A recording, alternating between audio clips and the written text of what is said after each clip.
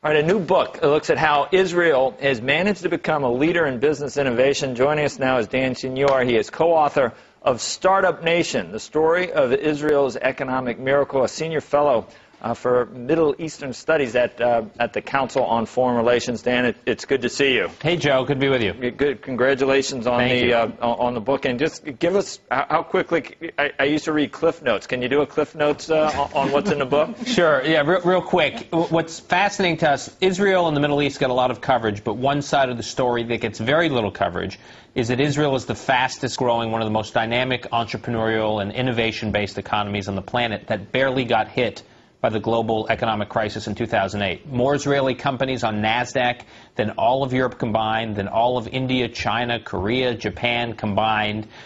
More global venture capital each year going into Israel on a per capita basis than the United States, 2.5 times more than the United States, 30 times more than Europe, even in 2008 when the global economy was melting down. And so this sparked our curiosity. How have the Israelis pulled it off in the least likely of places, surrounded by enemies, in a state of war since its founding, no oil, no access to regional capital or regional markets?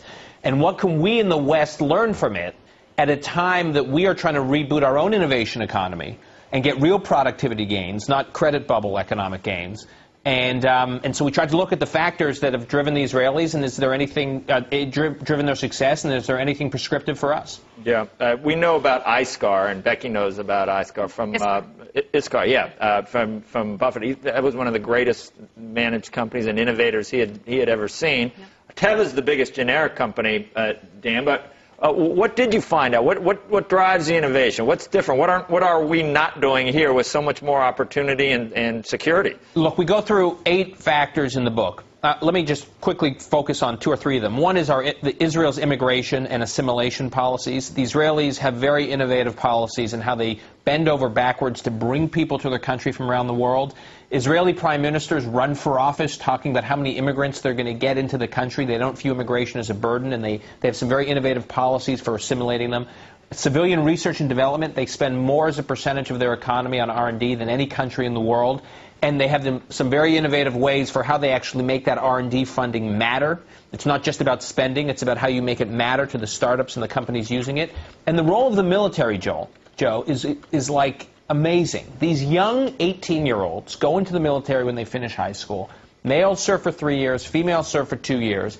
They get the most incredible leadership and entrepreneurial experience in the battlefield, and the entire economy knows how to read a military resume. Investors, CEOs of companies, when these guys come out of the military, they know how to integrate them and their battlefield experience into the economy, and the U.S. does not know how to do that. And we look at how we could better integrate our soldiers and Marines serving in places like Iraq and Afghanistan, coming back with incredible experience and getting them to work. We don't know how to do that today.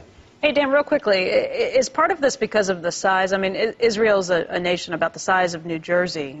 You've got that issue. You've got the fact that it's such a young country. They're still looking for immigrants to come in. Is there a tipping point where all of that changes?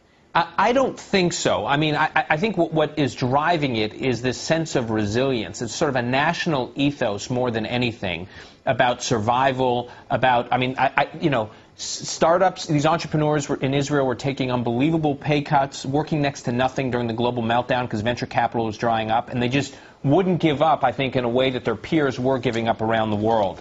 During wartime, they stay open. You mentioned Buffett and ISCAR. I mean, that's an amazing story.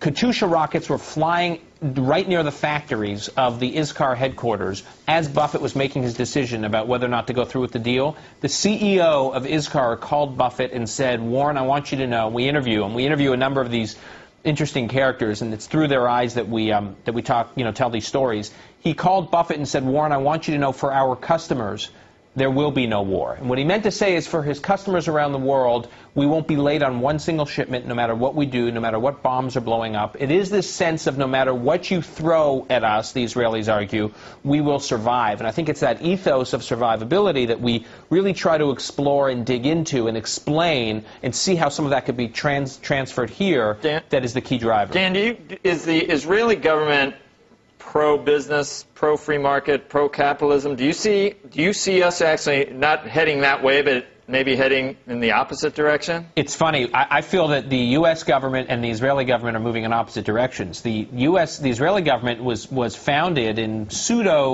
I would say, neo-socialist roots, and the government meddled, and the economy was in terrible shape for much of the country's life. And it's really only in the last 10 or 15 years, particularly in the early 2000s, when Prime Minister Netanyahu was then Finance Minister Netanyahu, engaged in a number of reforms and privatizations that loosened up the economy and was a big factor. And he's obviously committed to moving more and more in that direction. The U.S. is moving in the opposite direction. All right, yeah, that's troubling. So we're not heading that way, we're actually heading the opposite. That's not good. Anyway, because innovation is really that, I mean, we need it. It's like, you know, on everyone's top 5 things that companies need to go forward, right? Absolutely. I mean, if we can cultivate a culture of entrepreneurship and innovation among our young people, the way the Israelis do, and that is one of the big areas of emphasis that we talk about in the book, is how do they teach young people about taking ownership, about responsibility, about being a manager, about being an entrepreneur, about how to make decisions every day with imperfect information, how to deal with ambiguity. It is amazing, the emphasis. We interviewed, you know, the CEOs of Google. We interviewed the CEOs of eBay, senior executives from Cisco. Cisco has bought 9 companies in Israel, and they're looking to buy more. We interviewed the senior leadership of Intel, and they all say, you take the average Israeli 25-year-old, when they finish their military experience and they finish their university experience, you take that 25-year-old and put him or her up against their peers anywhere else in the world, every single day of the week they would hire the Israeli, because their capacity to manage and lead at a young age and deal with real problems and have real perspective is unlike anything in the world. Dan, thank you. And we hope to see you again soon. Good luck. Good luck with the book. Sounds Thanks, great. guys. Good to be with you. See you.